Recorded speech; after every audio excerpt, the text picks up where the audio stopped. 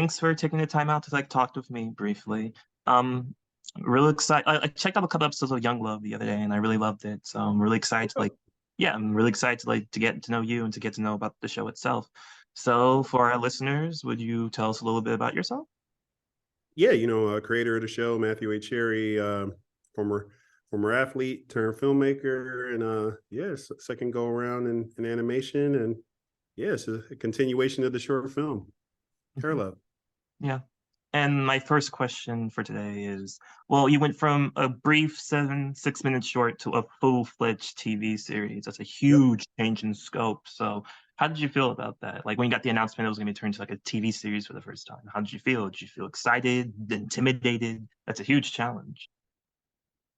Yeah, I mean, we were the one that kicked the series in motion, so we definitely asked for it. So I think we were ready. That's why we pitched it, and we felt like these characters, so much craziness has happened with them, and with this just a 6 minute short. I mean, book is shipped 3 million copies. Short's been viewed almost 100 million times. We got a hair care collaboration with Dub. Blue Ivy read our audiobook. Like, all this is off the short, and so we're like, damn, if all this is happening with just a basically silent 6 minute short film, like it would be amazing if we could kind of keep it going and really expand on their world. And I think because we did have so many different ways that we were already telling the story, we had already had a lot of the backstory already set up, so we knew it was set in Chicago, the same brownstone they were in the short, same one they were in the show.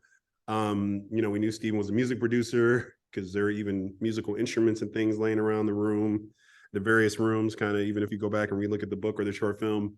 We knew Angela was a hair vlogger, worked with natural hair. We knew Zuri was like super confident, the super fun kid. And so all of it was already there, man, even since back in 2017 with the Kickstarter. So really was just like, all right, now we really got to just go deeper and, really flesh out this world. And, I think having worked on a show like Blackish and growing up loving shows like Fresh Prince of Bel-Air and just all the classic kind of 90s sitcoms, good times and everything in between. It's like, that's really what we wanted to go for. Just something that kind of, you watch it, it makes you feel good, like animation is definitely different doing an animation just because I think there's such clear, like, all right, this is for kids, this is for adults, but we really wanted to hit that co-viewing, like family viewing kind of audience, something that adults could watch as well as kids could watch, and whole family could watch together.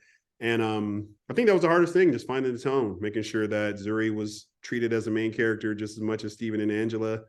We dealt with a heavy issue, obviously in the short film with the health scare. So we felt like we had the green light to be able to continue to talk about like kind of more like serious issues, things like gentrification and appropriation and, you know, um, finding your voice, and all these different things that we dealt with in the first season. So we felt like we already was like the short was already kind of for kids, but also was heavier for adults. So we just tried to expand on that in the series. And it was really cool. It definitely took a long time. It took us 3 years to really land the plane. And I think it's hard to animate people to look like people and have them walk in a certain way. And black folks, we have all these different hairstyles in the show, and Zuri has hair changes, and so we definitely treated it like a live action show in a lot of ways.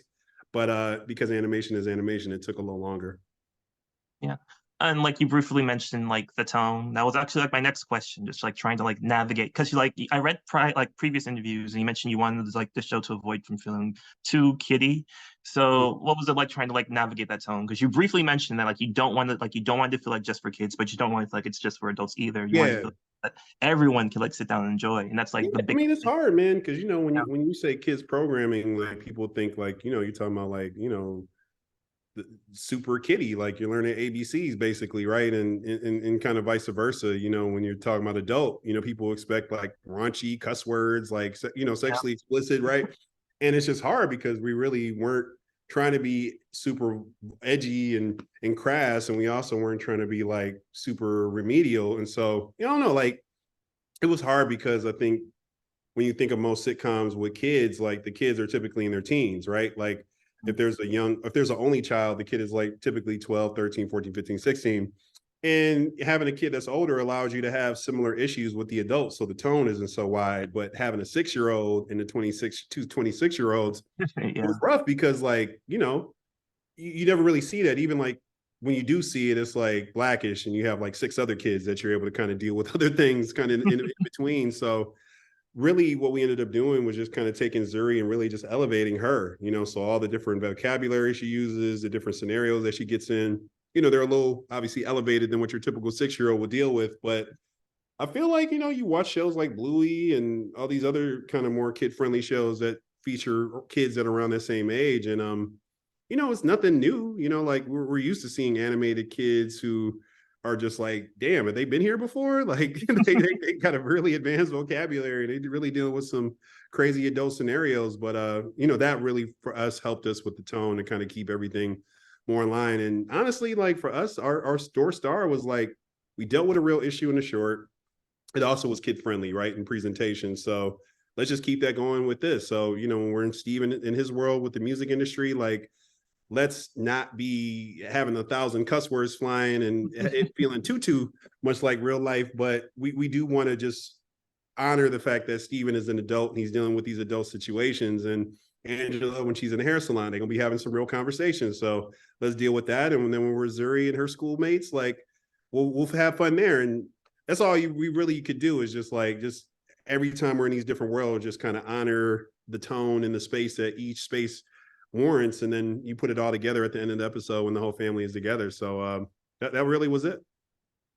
Yeah, because I watched the pilot, and like you said, like you try to honor each character and their atmosphere. It's like it feels again like equal cooler cuts, not just focused on the child entirely. It's not focused on the mom entirely. It's not focused on the dad Yeah. entirely. They each get their little moment for themselves too. Yeah, Um, I mean, that's how it is with these shows, man. You got to really just kind of, your pilot really sets you up, and then from there you can like really get deeper into each character's kind of individual journey. Like thing I'm really excited about is I feel like throughout the season, we really carry this whole thing over. Like there's a lot of backstory that we're implying, right? And Steven had to take a year off from work. And so basically he's missing out on all the new sounds. He's not really sure where music is sitting right now. So when we catch up with him, he's really like out of pocket, not really in step with the current wave is musically. So it takes him some time to get back in his footing. Zuri, eventually we see that she's kind of acting out in school a little bit. The antics are getting a little too big. And, we kind of see at the end that, there was a lot of unresolved trauma and kind of what happens when your mom almost isn't here anymore, and they never really addressed it head on. And so it all kind of comes to a head by the season finale. And even with Angela, her whole journey is just like, all right, I got to find my thing. Like, is what I'm doing important? Like, it just doesn't feel like I'm doing enough.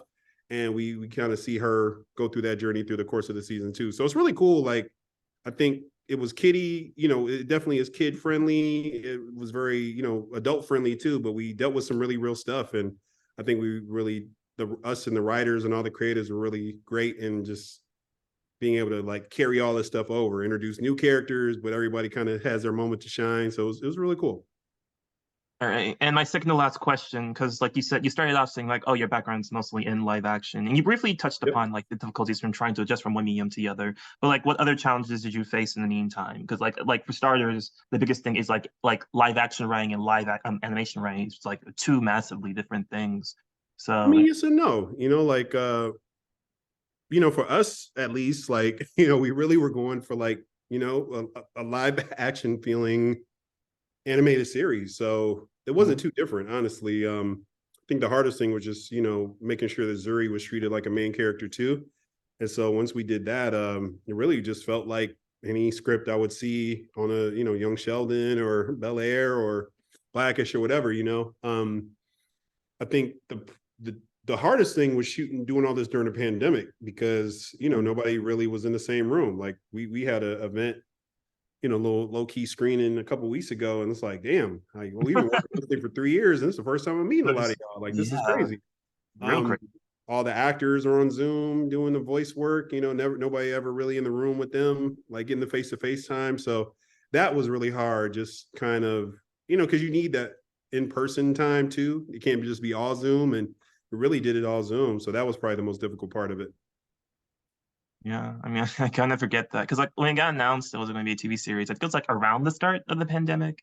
Yeah, it was like yeah. we pitched it a month before the Oscars. So, it took us 3 years. Hmm.